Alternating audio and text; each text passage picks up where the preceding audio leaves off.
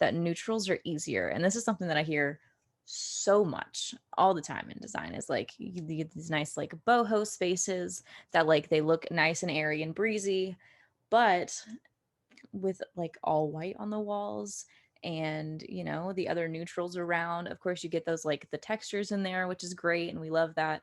But what does that mean for us? So that's not, neutrals are easier is our myth to bust. Go for Okay, it. okay. So I love that one. Love that one. So I've been there. I've been there 15 years ago when we first got married. We first had our apartment. It was all neutral. And why are they easier? Because that's what's available in the market. So, it's like the chicken came first or the egg came first Yeah. situation. Now, because the market has everything neutral, so you feel like, okay, if I get a neutral couch, I can easily match a neutral rug with it and other neutral accessories. Or it's because everybody wants to be like Joanna Gaines and wants everything to be neutral. So the market is Yeah. just producing the same thing. So we don't know which one came first, but that's how it is. So Totally. I want to get deeper into it. What's neutral? Neutral colors. I'm putting inverted commas for those who can't see us. You can also go on YouTube and watch this episode. So neutral color is a term only in interior design. When we go deeper, like the conversation Caitlin and I are having today, Yeah. and we talk about psychology of color or design, there is no such thing as neutral color. So let's look at the definition of neutral in the dictionary. It's something that is neutral, basically. It has no characteristic or no impact. But colors, which are called neutrals, such as beiges and grays and browns and black and all those colors, cream, What would be like your shades? yeah, they're not really neutral because they do have an impact. So every color, white has an impact, impacts the humans, you, me, at a psychological level. Black impacts it at a psychological level. So even though we say they're neutral colors, they are impacting us. So you want to keep that in mind. So when you're in all white space, and I love this example of an all white space, how is it impacting you? Think about psychiatric asylums, okay?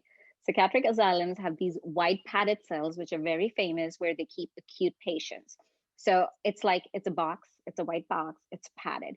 The ceiling is white, the floor is white, the walls are white, and floor and walls are all padded. So the patients, they try to hit themselves on the wall so they don't get hurt. So the padding protects them. But why is it all white? Very strategically chosen. So Yeah. so much of white. Just close your eyes and think about living in such a white padded room. It's like just a white room. All of this white is eventually it's shutting them down and it's emotionally weakening them. So they're just not going to even make the attempt to hit themselves on the wall. So when you say you're in a neutral space, it's just all white. Well, it's doing something. It's passing some message and it's still impacting you. So that's something important to keep in mind. And easiest way to understand color is every color is equal to an emotion. Every color. So what white does is now what black does. What black does is now what green does. What red is going to do is now what orange is going to do. So you need all of those colors. And Caitlin, an example that I love to use is think about supplements or vitamins that we need for the human body. For example, we need magnesium, we need iron, we need vitamin D, vitamin C, all of this stuff. They're all important, right? So I don't say like, oh, Caitlin, vitamin D is the new trend of 2021. And you're going to be Yeah. like, this woman That is would be crazy, silly. right? That's weird Yeah, because I live in the Pacific Northwest and I need it all the time. see, just that. Or we don't go like, I'm looking for an inspiration for what supplement I should take. And I'll come in, oh, maybe take magnesium. You're not going to listen to me, right? Yeah. That's exactly when somebody says, I'm looking for a color inspiration. That's what goes in my mind. Because, like I was saying, every color is equal to an emotion. Every emotion is important for a human being. We need to live in all states of emotion. It's unnatural for us to live in one state of emotion. So if you're living in an all white space, that's unnatural, right? We know happiness, we know joy because we know what sadness is. We know being really upset to being really high energy, really happy. It's all because we can feel all of these emotions, and that's natural to human beings. Even in like a course of an hour in a day, you go through emotions up and down. So why live in one state of emotion? That's unnatural. Therefore, you should have a few colors. And if I just busted another myth, and that's a monochromatic space, living in all one color space, because Yeah. that's you're living in one state of emotion. So remember, automatically internally it's creating psychological responses and emotions and behaviors in the human mind and body. And if somebody, why it is important to have all sorts of colors in your surroundings. And remember, just like the vitamins, all vitamins are important. You can't pick and choose that I like magnesium, or I like iron and I like vitamin C.